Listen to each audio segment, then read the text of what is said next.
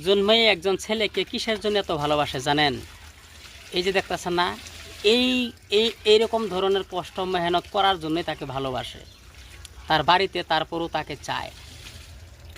সে যত কষ্ট হোক না কেন, যত ঝড় তুফানি আসুক না কেন তার জীবনে, শুধুমাত্র স্বামীর একটু ভালোবাসার জন্য সে এত পরিমাণ কষ্ট করে।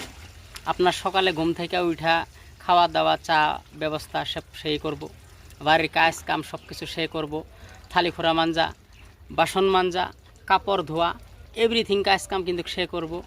বিনিময়ে একটু মানসিক শান্তি চাই, একটু ভালোবাসা চাই।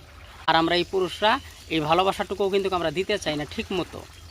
তো ভাই, অবলা নারী একটু পাতলা মেজাজি, তাদের বুদ্ধি কম, জ্ঞান কম, বুঝে বেশি, কান্দে বেশি, বুঝেন নাই? তো তাদের মনে কেউ কষ্ট দেন না। ভালোবাসা তাকেই বলা হয় যে বিনি স্বার্থে ভালোবাসতে জানে, তাকেই ভালোবাসা বলা হয়।